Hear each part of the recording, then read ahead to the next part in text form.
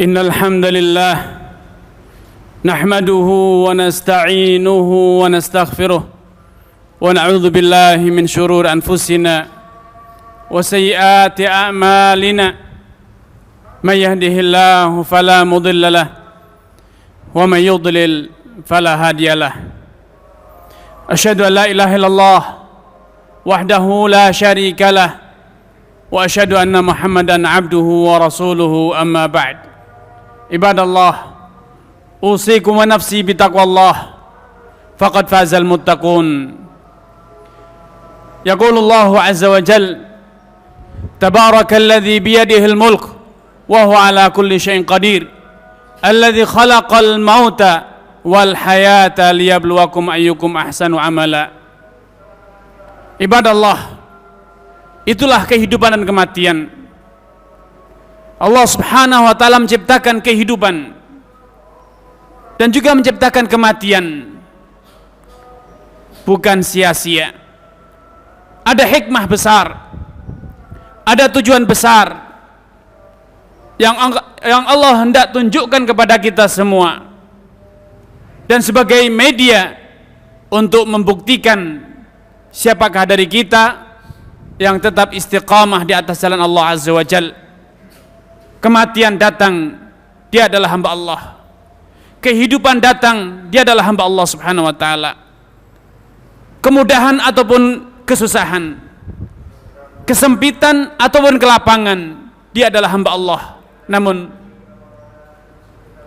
ada sebagian manusia, ada sebagian hamba Allah yang jiwanya lemah, imannya luntur tatkala kesenangan datang, kekayaan menghampiri, kelapangan dia miliki, kemuliaan, jabatan ataupun kekuasaan, dia lupa daratan.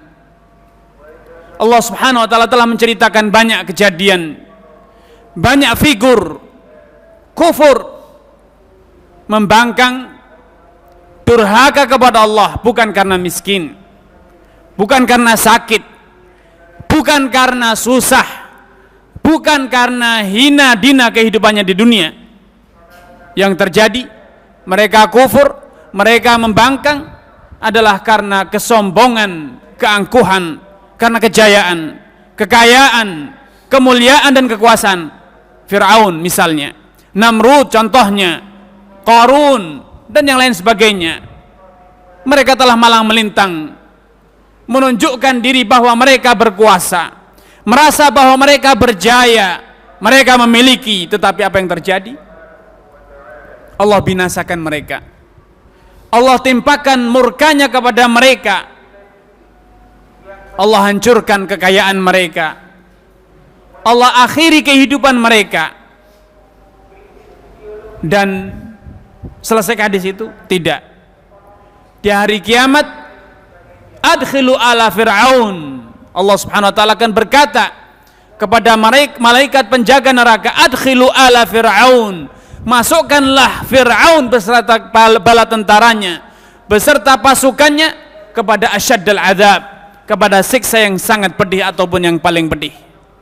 Tetapi sebaliknya, betapa banyak hamba-hamba Allah yang di dunia terhina, tersiksa, terhimpit, menderita susah, miskin, dan ditimpa kekalahan.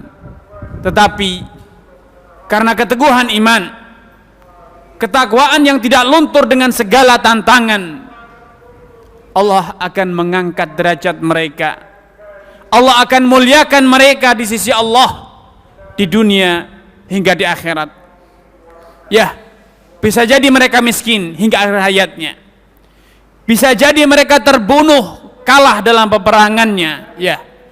Tetapi kemuliaan, kemenangan bagi orang yang beriman bukanlah kemenangan fisik, bukanlah kejayaan dalam arti memiliki jabatan, bukan berarti memiliki harta kekayaan. Kemenangan yang sejati bagi orang yang beriman adalah tatkala ajal menjemputnya, dia menetapi iman dan takwanya kepada Allah Subhanahu wa taala. Telah banyak kisah ketika sebagian sahabat tertusuk, terluka, bahkan gugur di medan perang, di akhir ayat dia mengatakan fustu wa rabbil ka'bah, ketika dia harus mengakhiri hidupnya di dunia karena terbunuh dalam medan perang. Apa yang dia katakan? Fustu wa rabbil ka'bah, sungguh kematian ini adalah kejayaanku, ini adalah kemenanganku.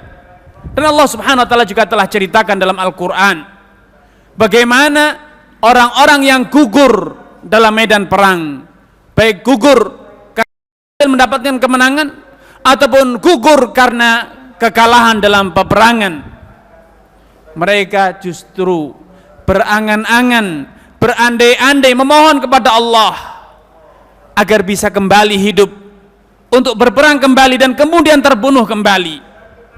Kenapa? Karena setelah mereka terbunuh, gugur dalam peperangan, mereka betul-betul membuktikan janji Allah. Allah tiada mengingkari janjinya bahwa ketika ajal menjemputnya, pintu-pintu surga telah dibuka untuknya. Malaikat dari surga membawakan kafan dari surga yang memancarkan, menebarkan aroma yang sangat harum semerbak. Dan Allah subhanahu wa ta'ala membukakan untuknya pintu langit, menyambut kehadirannya kembalinya ke hadapan Allah subhanahu wa ta'ala. Adapun orang-orang yang semasa di dunia malang melintang dengan kejayaan, namun ia terus bergelimang dalam kekufuran, ia bergelimang dalam kemaksiatan, apa yang akan terjadi? Ketika kematian menjemputnya, maka malaikat akan membawakan kepadanya kafan dari neraka yang memancarkan, menebarkan aroma yang busuk, dan hardikan malaikat penjemput nyawa, malakul maut, menggelegar, menakutkan, dan pemandangan di alam kubur yang begitu dahsyat. Siksa alam kubur akan menjadi awal dari perjalanan panjangnya di akhirat. Rasulullah SAW menyatakan, al-qabru awwalu manzilil akhirah, awwalu manzilin manazilil akhirah. Kuburan adalah persinggahan perdana dari perjalanan di akhirat. Itu adalah tempat pertama yang akan disinggahi oleh setiap manusia ketika dia mengawali perjalanannya menuju ke akhirat. Kalau dia selamat, kalau dia beruntung di alam kubur, maka fama ba'dahu ashal, kehidupan selanjutnya akan lebih mudah. Tetapi kalau dia gagal, kalau dia sengsara, kalau dia disiksa di alam kubur, apa yang terjadi?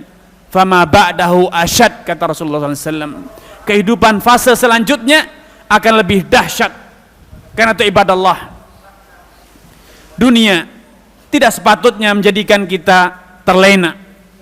Kesenangan dunia tidak layak untuk menjadikan kita lupa bahwa kita di dunia sesaat dan sementara. Di dunia kita bukan selama-lamanya. Di dunia adalah tempat untuk mengumpulkan bekal, bukan untuk bersenang-senang. Wa mal hayatud dunya illa mata'ul ghurur. Tidaklah kehidupan dunia ini bagi orang yang beriman kecuali hanya kesenangan yang menjadikan sebagian orang terlena ataupun terperdaya. Allah subhanahu wa ta'ala juga menggambarkan bahwa kehidupan dunia la'ibun wa lahwun, itu permainan, itu adalah senda gurau yang sesaat lagi akan berlalu, tidak akan selama-lamanya.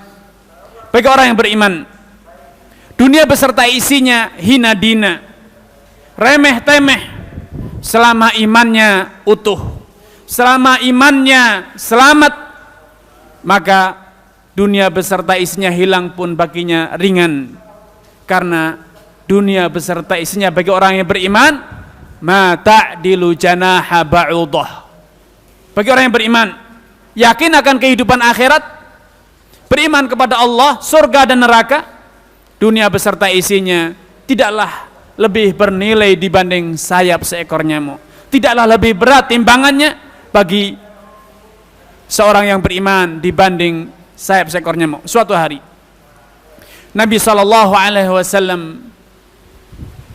melintasi beberapa orang sahabat yang sedang menyeret seekor kambing yang telah mati, membujur kaku dan memancarkan aroma busuk.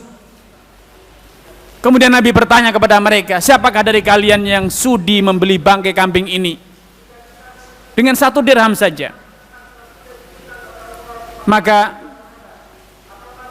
para sahabat mengatakan, ya Rasulullah, andai diberi gratis saja tidak mau. Bahkan kalaupun hidup kambing yang cacat ini, kami pun mikir-mikir untuk membelinya. 1 dirham pun belum tentu dibeli. Karena memang kambingnya telah membujur kaku sebagai mayat bangkai dan cacat puntung telinganya. Maka subhanallah, ketika para sahabat telah menyadari betapa hinanya bangkai tersebut, Nabi mengatakan bahwa dunia di hadapan Allah lebih hina dibanding bangkai kambing yang cacat ini di hadapan kalian semuanya.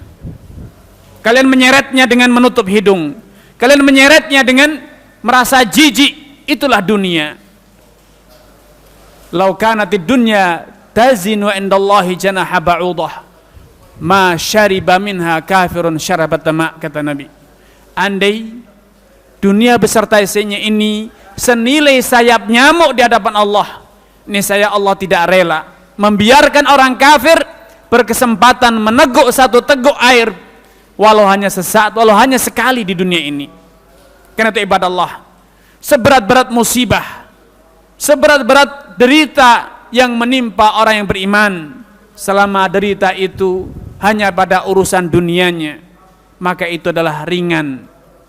Orang yang beriman tidak merasa terhina walaupun dia adalah orang yang paling miskin di dunia. Orang yang beriman tidak merasa gagal walaupun dia adalah orang yang selalu dicibirkan oleh orang lain, dipandang sebelah mata oleh orang lain. Rubba ash'ath aghbar madfu'un bil abwab.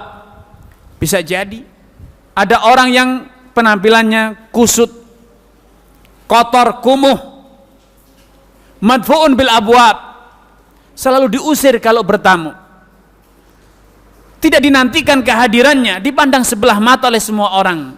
Lau aqsama 'ala Allah la abarrahu. Namun karena kesucian batinnya, keteguhan imannya, ketakwaannya menjadikan dia mulia di hadapan Allah. Andai dia bersumpah meminta sesuatu kepada Allah, pasti Allah akan kabulkan sumpahnya, pasti Allah akan penuhi permintaannya. Kenapa demikian? Kenapa dia tidak meminta? Kalau ternyata apapun yang dia minta akan Allah berikan, ya dia tidak meminta karena memang dia tidak butuh. Dia tidak meminta karena dia merasa dunia adalah hina dina, tidak layak untuk dipinta kepada Allah Subhanahu wa taala. Dia hanya meminta 1, keridhaan Allah Subhanahu wa taala. Di hatinya tidak ada selain nama Allah, tidak ada selain kecintaan kepada Allah. Di hatinya tidak ada harapan selain mardhatillah. Itulah orang yang beriman. Karena itu ibadah Allah, di saat kita menjalani masa-masa yang sulit semacam ini, wabah tidak jelas kapan akan berakhir, ekonomi terus suram, sosial politik tidak jelas akan kemana berakhirnya, dan perilakuan semena-mena, perlakuan angkara murka orang-orang yang merasa berkuasa, orang-orang yang merasa memiliki kejayaan, orang-orang yang memiliki kekayaan, orang-orang yang merasa memiliki kekuatan, tidak sepatutnya menjadikan orang yang beriman ciut nyali. Tidak sepatutnya menjadikan orang yang beriman merasa gentar atau terhina. Karena apa? Karena semua itu adalah remeh-temeh. Allah Subhanahu wa taala Maha Kuasa. Allah Subhanahu wa taala memiliki. Allah Subhanahu wa taala Maha Kaya. Kalau sempat terbetik dalam diri Anda bahwa mereka kaya, mereka memiliki, mereka berkuasa, maka simak firman Allah Subhanahu wa taala, la tamuddanna ainaik ila ma matta'na bihi azwajan minhum zahratal hayatid dunya. Janganlah sekali-kali engkau memusatkan pandanganmu kepada kekayaan, jabatan, perhiasan yang Allah berikan kepada mereka Itu semuanya adalah zahratul hayatid dunya linaftinahum fi. Itu adalah perhiasan kehidupan dunia sesaat. Itu Allah uji mereka. Allah timpakan, Allah berikan kepada mereka sebagai bentuk godaan. Wa rizqu rabbika khairun wa abqa. Sejatinya rizq karunia Allah berupa surganya, berupa cintanya, berupa kasih sayangnya, berupa hidayah yang telah Allah limpahkan kepada kita. Itu lebih baik bagi orang yang beriman. Kalau orang yang beriman menyadari, kalau kita menyadari bahwa karunia yang paling mulia, yang paling berharga, cinta kasih Allah diwujudkan dengan iman, dengan hidayah, ini saya tidak pernah terbetik dalam diri kita iri, dengki, hasad, atau merasa ciut nyali ketika melihat kekayaan, jabatan, dan segala yang dimiliki oleh orang yang kufur dan angkuh kepada Allah Subhanahu wa taala. Karena sejatinya perhiasan dan karunia yang paling mulia, nikmat yang paling agung yang Allah karuniakan kepada hambanya adalah al-iman. Yu'tid dunya man ahabba wa man la yuhib. Sejatinya Allah mengaruniakan dunia kepada siapa saja yang Allah kehendaki, yang Allah cintai ataupun Allah benci. Wala yu'til imana illa man ahab. Dan tidaklah Allah berkenan membukakan pintu hati orang untuk beriman. Allah tidaklah berkenan memberikan hidayah untuk beriman kecuali kepada orang-orang yang telah Allah cintai. Karena itu ibadah Allah, berbanggalah, bergembiralah ketika Anda menyadari bahwa Anda telah beriman. Anda telah diringankan untuk selalu bersimpuh di hadapan Allah walau segala kekurangan ada, walau segala kegagalan dunia telah melanda, walau segala kerendahan di dunia telah dirasakan, tetapi selama kita masih bersimpuh di hadapan Allah, selama Allah Subhanahu wa taala masih membukakan pintu hati untuk tunduk dan patuh, jiwa kita bergetar ketika mendengarkan Allahu Akbar, telinga kita menjadi peka ketika mendengarkan lantunan hayya 'alas shalah, hati kita merasa terketuk ketika mendengarkan lantunan-lantunan ayat Al-Quran, maka itu adalah karunia yang besar. Percayalah, Allah cinta kepada Anda. Tetapi walau Anda telah mendapatkan dunia beserta isinya, kalau Allah Subhanahu wa taala menjadikan hati Anda kaku, terbelenggu, tertutup dari pintu hidayah, maka apalah artinya dunia kelak. Pada saatnya orang-orang yang kufur kepada Allah akan berandai-andai mengharap jikalau dia memiliki dunia beserta isinya untuk bisa menebus siksa yang Allah akan timpakan kepadanya. Bahkan bukan hanya dunia beserta isinya, semua orang termasuk anak dan istrinya, keluarganya, kalau bisa dia gunakan untuk menebus agar dia selamat dari siksa Allah, niscaya dia akan lakukan. Tapi mana mungkin itu bisa dia lakukan? Dunia tidak lagi menjadi miliknya, dunia tidak lagi ada dalam genggamannya. Bahkan keluarga yang selama ini dia cintai justru akan menghujatnya, menuntut keadilan dari hadapan Allah atas tindak lakunya yang semena-mena semasa di dunia. Karena itu ibadah Allah, marilah kita lihat, marilah kita buka mata kita bahwa Allah menciptakan kita bukan untuk dunia, tetapi sebaliknya dunia diciptakan untuk kita. Lalu kita untuk apa diciptakan? Wa ma khalaqtul jinna wal insa illa liya'budun. Tidaklah aku ciptakan jin dan manusia kecuali untuk beribadah kepadaku, kata Allah Subhanahu wa taala. Karena itu ibadah Allah, jangan galau, jangan risau, jangan bimbang, jangan khawatir, jangan gentar dengan segala urusan dunia. Tetapi risau dan galaulah dengan iman Anda yang luntur, iman Anda yang terkoyak dengan maksiat, iman Anda yang ternodai oleh kemunafikan ataupun kefasikan. Karena itu selalulah memohon kepada Allah, selalulah mohon kepada Allah agar Allah selalu mengupgrade, memperbaharui dan menguatkan keimanan yang ada dalam diri kita. Allahumma ya muqallibal qulub, tsabbit qalbi ala dinik. Allahumma ya musarrifal qulub, sarrif qulubana ila ta'atik. Allahumma jaddidil imana fi qulubina Demikianlah seharusnya yang kita lakukan. Itulah yang harusnya kita pinta kepada Allah, bukan harta jabatan ataupun kekuasaan atau nama baik di dunia. Karena apalah arti nama baik di dunia kalau ternyata nama kita buruk di hadapan Allah Subhanahu wa taala. Ibadallah, aqulu ma tasma'un wastaghfirullah li wa lakum wa lisairil muslimin min kulli dzamb innahu huwal ghafurur rahim.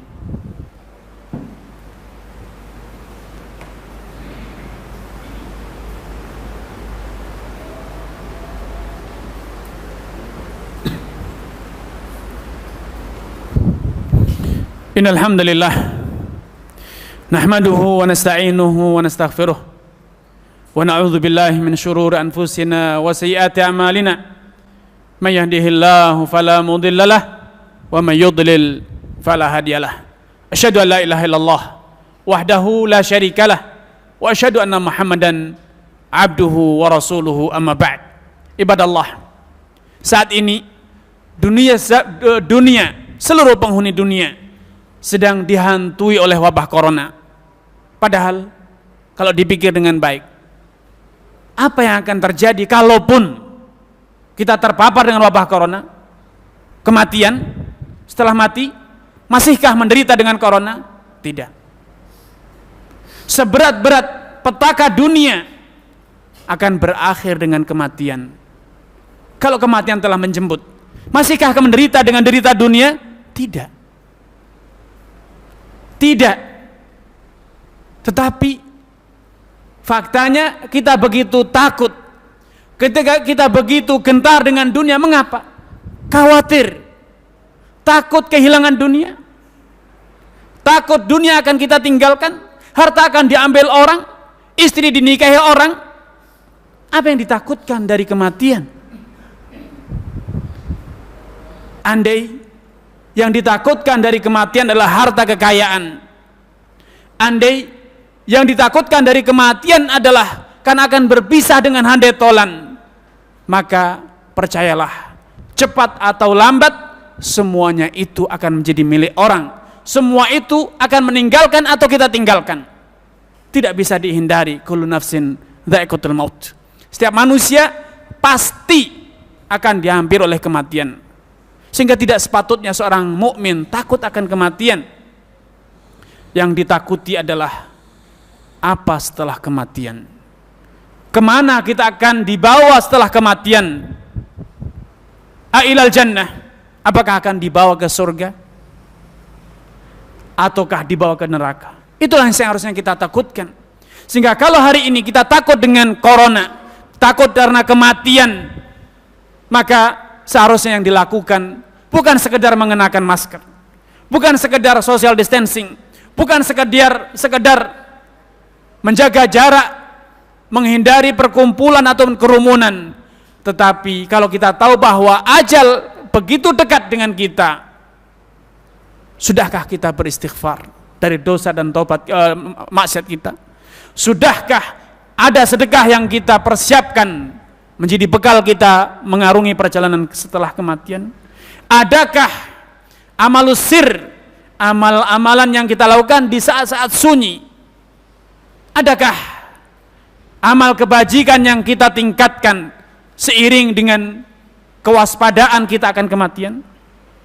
Kalau kita hari ini begitu waspada dengan kematian, dengan wabah corona, namun tidak ada amalan yang kita tingkatkan, tidak ada sedekah yang kita persiapkan, tidak ada dosa yang kita upayakan untuk kita hapus dan ditinggalkan, tidak ada munajah dengan Allah di saat-saat mustajab yang kita upayakan, maka tak ubahnya ketakutan kita bagaikan ketakutan orang-orang yang cinta dunia beserta isinya, orang-orang yang terperdaya dengan dunia, takut akan meninggalkan dunia.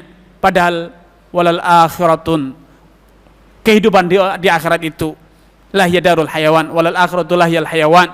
Kehidupan akhirat itulah kehidupan yang sejati, kehidupan yang sebenarnya. Adapun kehidupan dunia adalah laibun walahun, sia-sia, sesemuanya akan hilang dan pergi. Karena itu ibadallah, seiring dengan kewaspadaan kita akan kematian, percayalah kematian tidak akan datang sebelum waktunya. tidak mungkin disegerakan dan juga tidak mungkin ditunda. Tetapi seiring dengan sadarnya kita bahwa kematian mengancam, kematian akan datang kapan saja, di mana saja, datang tanpa kita undang, datang dengan cara yang tidak kita sadari, yang tidak kita duga-duga, maka seharusnya kesadaran akan kematian yang selalu mengintai dan selalu mengancam ini menjadikan kita terus berkobar semangat kita untuk beramal, beristighfar, bertasbih, bertahmid, bertahlil, bertakbir kepada Allah Subhanahu wa taala. Karena itulah satu-satunya amalan yang akan berguna bagi kita bila ajal menjemput. Adapun menumpuk masker, adapun membeli sebanyak-banyaknya disinfektan, atau mengumpulkan clipping sebanyak-banyaknya tentang informasi kematian karena corona, daerah-daerah yang memerah ataupun menghitam, apalah manfaatnya untuk kita? Apalah gunanya kita menyibukkan diri dengan kontroversi vaksin dan ini dan itu? Apalah manfaatnya? Meringankan hisab kita di akhirat, menyelamatkan kita di alam kubur, meneguhkan lisan kita untuk mengatakan la ilaha illallah tatkala malakul maut menjemput? Kalla, itu semuanya tidak ada gunanya. Yang akan mendampingi dan yang akan setia dan menjadikan lisan kita teguh dengan la ilaha illallah, kalimatut tauhid, ketika ajal menjemput adalah ibadah, adalah istighfar, adalah tadharru ilallah, adalah mahabbatullah dan khasyatuhu, cinta kepada Allah dan takut hanya kepada Allah Subhanahu wa taala. Karena itu ibadah Allah, marilah kita perbenahi diri.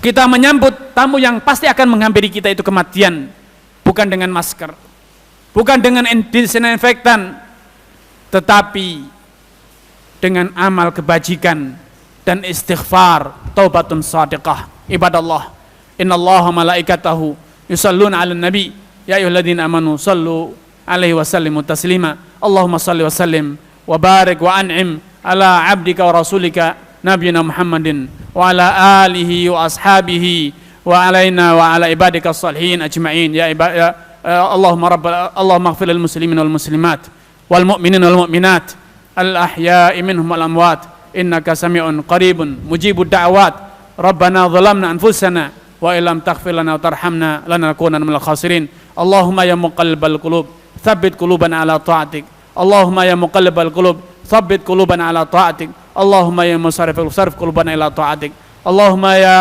ya hayyu ya qayyum bi rahmatika nastaghith. Allahumma aslih lana syu'unana kullaha wa la takilna ila anfusina tarfatan 'ain wa la aqalla min dhalik. Ibadallah, aqimus shalah.